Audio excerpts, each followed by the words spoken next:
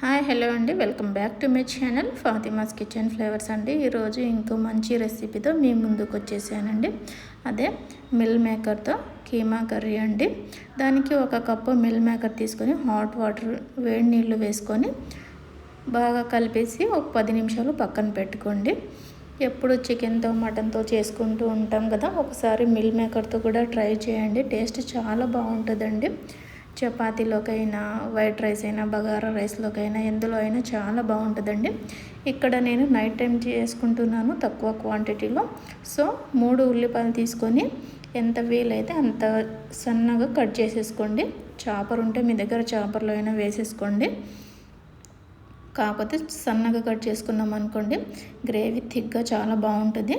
So వీడియోలో చూస్తున్నారు కదా, ఎంత వీలైతే అంత సన్నగా కట్ చేసేసుకోండి. ఇక్కడ నేను 3 ఉల్లిపాయలు తీసుకున్నాను.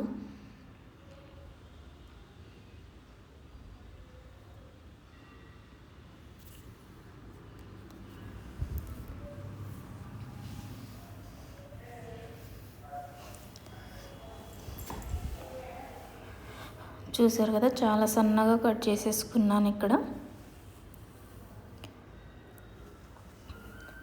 తర్వాత ఇప్పుడు స్టవ్ మీద ఒక ప్యాన్ పెట్టుకోండి. 3 to 4 స్పూన్స్ వరకు ఆయిల్ వేసుకోండి. ఆయిల్ హీట్ అయిన తర్వాత అందులో ఒక 1/2 స్పూన్ జీలకర్ర యాడ్ చేసేసుకోండి.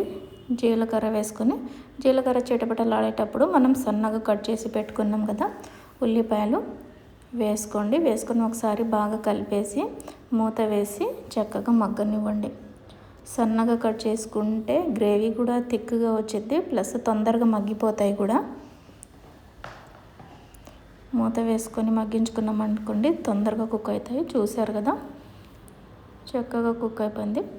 ఉల్లిపాయలు చక్కగా కుక్ అయిపోయాయి. ఇప్పుడు ఇందులో ఒక 1/2 స్పూన్ జింజర్ గార్లిక్ పేస్ట్, అల్లం వెల్లుల్లి పేస్ట్ వేసుకొని పచ్చి వాసన పోయేంత వరకు ఫ్రై చేసేసుకోండి.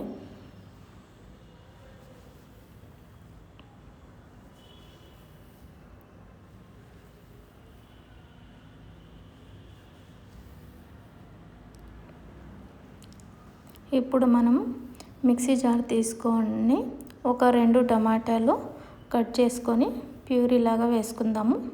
గ్రైండ్ చేసేసుకుందాం 2 టమాటాలని.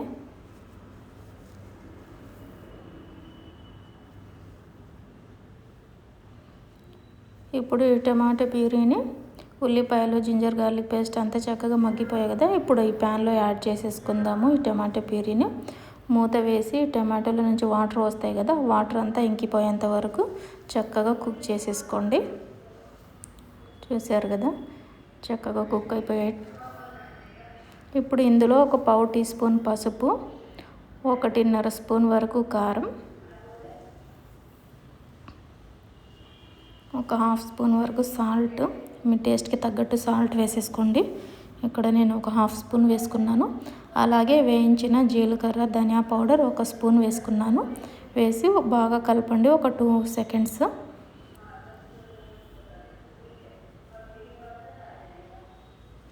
ఇప్పుడు మనం మిల్ మేకర్ ఇందాక వేడి నీళ్ళలో వేసి పెట్టుకున్నాం కదా, వాటర్ పిండేసి మిక్సీ జార్లో యాడ్ చేసుకొని ఒక 2-3 సార్లు ఆన్ ఆఫ్ చేయండి. బ్లర్ ఇస్తే చాలు, మెత్తగా చేసుకోవద్దు.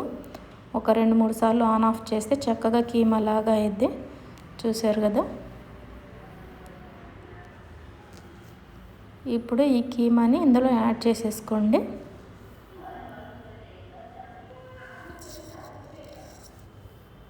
కీమా యాడ్ చేసుకున్న తర్వాత ఒకసారి బాగా కలపండి ఒక 2 మినిట్స్.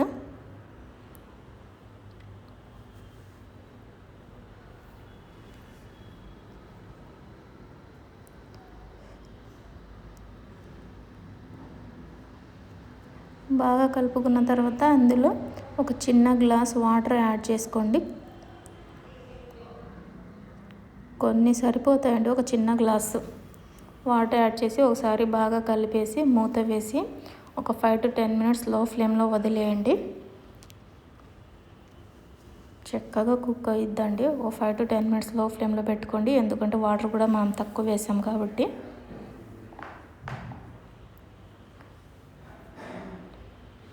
చూసారు కదా, చక్కగా కుక్ అయిపోయింది. ఇప్పుడు ఒకసారి బాగా కలిపేయండి.